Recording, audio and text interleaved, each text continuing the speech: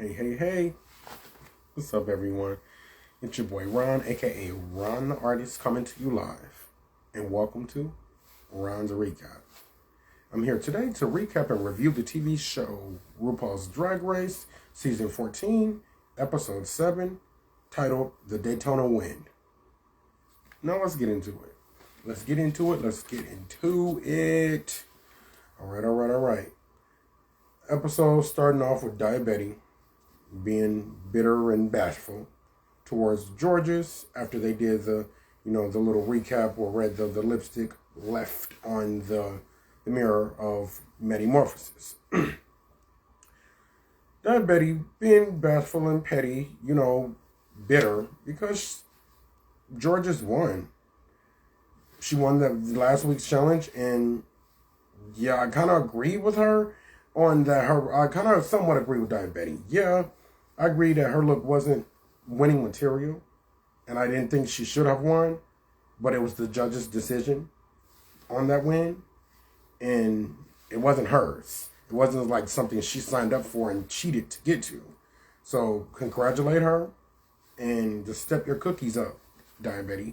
Flat out, step your cookies up. Don't get jealous of the next, and don't bash the next, because that wasn't their fault that they won. Well, it was their fault that they won due to the effort they put in, but they didn't judge that they're winning. So you cannot knock them or blame them. Congratulate them and keep it moving. If you feel like they didn't deserve it, whatever. But it wasn't them to decide that. So yeah, you can't be mad at them. Again, flat out. And just like Jasmine Kennedy said, stop giving Crystal method. Step your cookies up, Diabetes. Diabetes, step your cookies up. Step your cookies up. You want to win this? Win it. Go for it. And stop giving Crystal method. And keep the fake apologies, please. Because that fake apology, it wasn't cutting it that you tried to give George's, and nobody even thought that it was believable. So, yeah. The roles reversed. Next up. The roles reversing with George's having the ability to assign roles with the acting challenge. The acting challenge. George's had the ability to assign roles, but she was fair with it. Even though that could have been a moment where she could have read and drugged Diabetes for filth. But she didn't. She let everybody pick their roles. Nobody really fought over roles. Minor little spat. Not really a spat, but George's and Deja Sky kind of wanted the same role at first, but she won the challenge. George's won the challenge, so she got to get the role. And Diabetes was kind of still on her BS, but again, thankfully, George's was fair with her decision and her role assignment. On to, judging from the previous acting challenges. Judging from the previous acting challenges, I was a little scared for the girls this week. I was like, wait a minute, because some of these girls don't be given what need to be gave. They do not be given what need to be gave in the acting challenge. In the acting challenges. So I'm like, okay, what is it going to give? And RuPaul directed their on the acting challenge, their little skit. And I don't know if it was because RuPaul was directing it this week, but most of the girls killed it. They did pretty well in this week's acting challenge. I was scared for Angeria, though. She kind of fell a little short. She knew it. She felt it. RuPaul saw it, but, she was scared. This was her first week. She's always been at the top, excelling. And this was a week which kind of fell a little flat. So I was a little scared for my girl. Again, back to Diabetes. Diabetes. Fake butt kissing energy attempted to, give to George's that energy.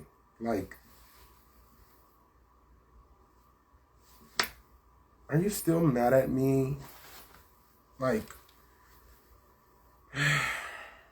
Diabetes, what are we going to do with you this season? I don't know.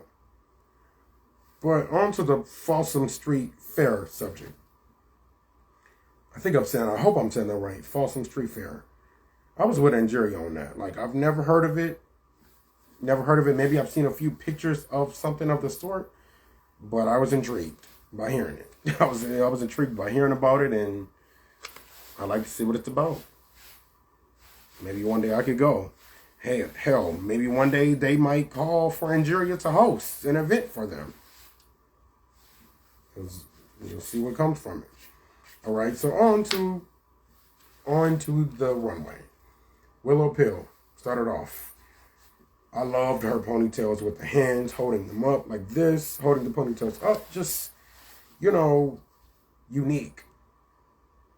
And dressed in leather. The theme was leather due to, the whole Folsom Street Fair, topic. I guess that's where, that was a dress from. But the hands was unique. And it was an extra oomph to really set that look off. Just dressed in leather, hot and weird. I literally wrote hot and weird for that. On to Bosco. Bosco gave Godiva. She gave Godiva with that long hair, with that pink attire. Like, gorgeous. Showed a little skin with it too. And on to Georges. Another two-piece bodysuit for Georges. I was like, girl. Bodysuits, two pieces. I don't know if it's because her frame, her height, or her size or whatever, but I feel like she could come a bit harder with her looks, like in designing her looks and all that good stuff. It's like, kind of seems to be one or maybe two notes with her looks, but I like Georges, her personality. She's talented, dancing-wise, and I just like to see more from her. I really like to see more from her. She did, we'll get to that. On to Lady Camden in that black and white attire with a reveal given to us through an intentional slip and fall. Strategic and brilliant. She did not come to play with the girls this week. Like, Lady Camden did not come to play with the girls this week. Like, the white and black attire, I didn't too much care for it that she had on, but she switched it up. She went from lady to man, and it went to that transition with a trip and fall, and the judges were like, but it was a reveal, and they loved it. T.S. Madison did just that. Loved it, honey. Loved it. The attires this week, in total, I only recapped the attires that really I felt. Either not felt or I felt. If it's just kind of something that we're okay, I don't really talk about it. But the attires this week, I wasn't too crazy about, honestly. Again, as I talked about, like, I got favorites or not favorites that I discuss. But it wasn't all that. The theme wasn't all that. I think they didn't really know what to do with that theme. But like I said, I did have some faves or whatever. On to the Daytona Wind Act. Gassy. One word. Gassy. Like, the Daytona Wind Act was super gassy. Like, what? And then T.S. Madison was thrown in there. Like, I love her. I love her in that role she was in. The act, 22 inches. 22 inches. New weave, 22 inches. If you know, you know. Resulted after that, the results of the runway and of the challenge, no bottoms this week. Only tops. I was like, okay. No bottoms, only tops. Meaning no one will be eliminated. But the catch is the two top queens have to lip sync against each other for the top spot. Interesting. The judges acknowledged Diabetes this week for stepping her cookies up, as I said. And I'll give her a little pat on the back for her, too. Like, she did step them up. Her look wasn't too impactful for me personally, but she did step it up a notch from last week. Perfection, Rue said to Diabetes. Also, I'm glad Willow Pill showed back up, this week. I'm glad she showed back up this week. She kind of fell a little bit last week. I think, the loss of cornbread really, made her stumble a little bit, but she came back this week and hard. And she was in the top 3. The top three resulted into Willow, Daya Betty, and Jasmine Kennedy. Resulted into the top two queens being Jasmine Kennedy. No, I'm sorry. Rewind. The top three queens ended up being Lady Camden, Daya Betty, and Willow Pill. The top two queens ended up resulting into Lady Camden versus Daya Betty. Those were the two to lip sync for the top queen spot. Lady Camden was twirling and dancing for her freaking life in that lip sync. I was like, okay. Daya Betty didn't give, she gave her a run for her money too. The lip sync, it was okay. I guess the song wasn't the best song choice, but they did give what they needed to give, and Lady Camden came through, and I definitely think she won the lip sync over Daya Betty. So again, Lady Camden won the lip sync. She was Queen of the Week, and congrats Lady Camden for that. Well deserved.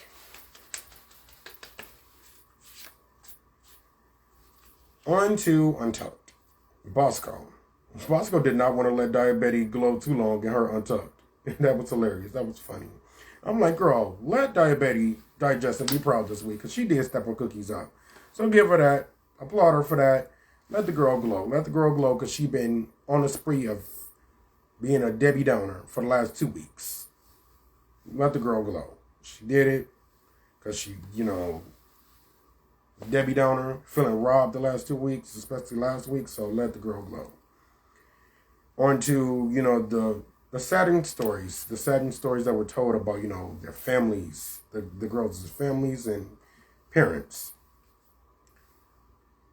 It ended with it ended with Deja Sky venting about her mom and the relationship with her mom, and she wished, she had treated her mom better, and she would do that going forth because she realized that it's a problem, and kudos to her for that. But in the midst of that, T.S. Madison came through Untucked to drop that motherly love advice on the girls. As usual. I was happy to see that. Again, I cannot stress how much I love T.S. Madison. Her spirit, her love, her advice. I love her. I'm a fan of T.S. Madison outside of Drag Race. She know that. She gotta know that. Because I'm always talking to her, tweeting her, all of that. And I love T.S. Madison. T.S. Madison is real, raw. And again, she had this motherly love about her. And she's just real. I've learned so much from her by watching her on the internet. So again, I'm a fan of her outside of Drag Race. But she gave a little talk to them about that, about the parents and their mothers and about being with them and cherishing your family. Because she, at one point, didn't do that in the midst of her transition. So I hope they took what she said in and they're going to, do what's right with them and their families. After the appearance of T.S. Madison, after she left, it sparked the question of, have any of the queens thought about transitioning before? Oscar was the first to speak on it, admitting she wanted to do so. And congrats to her for pursuing that in this day. I think she came out as trans last week.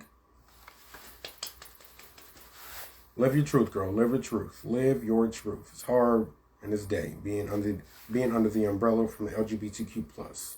One, it's hard coming out of the closet in general. That's either lesbian, gay, etc. It's even harder when you go from that to trans, because that community is even smaller and even more taboo. So kudos to her. Kudos to Bosco for living and moving into her truth. Kudos. That ended up sparking onto Jasmine Kennedy. She completely lost herself in that topic question. She broke down and admitting, she wanted to be trans. She is trans. But due to social norms and approval of her father and boyfriend, she has been afraid to pursue her transition. She also, admitted to being around and watching Carrie Colby living her trans life beautifully and successfully has really spoken to her and encouraged her to, pursue her transition finally. And I'm happy that she was able to embrace that and admit that and talk about that on TV. very emotional, and you can tell that that was something really, really deep rooted within her. She wants to transition. She's going to transition, and she connects to that, and she respects Carrie Colby for that, and she, idolizes Carrie Colby for that, and living in that beautifully and successfully. Because Carrie Colby, to my knowledge, it appears she does it gracefully. Not saying she hasn't had her moments or it isn't difficult for her to be trans, but it appears she does it gracefully. So ultimately, Jasmine Kennedy was torn and distraught by just talking about it. Carrie Colby lifted her up, and, as they had to go back out to the main stage for the lip sync, Carrie Colby helped lift her up, her and Nigeria, and I just hope and wish Jasmine Kennedy well. Her and Bosco through their transition. I wish them well. I wish them peace, love, and prosperity. I wish everybody on the show peace, love, and prosperity. All the contestants, all the girls. I hope they deal with their trauma, their transitions, their past, their current, their future. Deal with it gracefully. Deal with how you need to just heal. Heal and grow in happiness. So back to the conversation, back to that and to that topic, ending it off due to that conversation and the emotions of it. This week, this episode of Untucked was just heavy. Like, due to that topic of the transition and people's past. Again, I talked about this in a past recap vlog. Like, it's hard, being under the LGBTQ plus umbrella in general. It's hard being under that umbrella. But to go from one level in the umbrella to the next, that has to be even harder. That has to be even harder because people know you or thought they knew you as one, and you're like, I am this, I'm over here versus over there, and what you want to know me, and people now have to transition the way they thought about that or the way they thought they knew you and XYZ. It's hard for you to be sought in that light, let alone imagine the mental that has to be sought in for those people that are making the transition in general. Personally making the transition. Outside of the external people judging the transition. Like, that has to be hard. So again, I wish everybody love, peace, and prosperity. The episode was heavy after that Untucked, and kudos to everybody. Kudos to Bosco and Jasmine Kennedy for owning it and, admitting it and walking into that purpose, walking into their true selves, On that note, that's Ron's recap. That's this week's recap for RuPaul's Drag Race. If you're watching this on Instagram with me right now, we are live. If you're watching this on YouTube, we are not live. I've taken this from Instagram and uploaded it over to there. You can comment, like, subscribe, and share this on YouTube. Please do. Let's talk about the episode. Let me know how I did in this recap review. Let me know if you like the review, the recap. Let's talk about it. Let's talk about the episode, opinions, all of that. And if you're watching this on Instagram, let's talk about it. Comment, follow, like. Let's talk about the episode. Until we meet again, you guys, next week. It's your boy Ron, a.k.a. Ron the Artist. And thanks for joining me. Peace.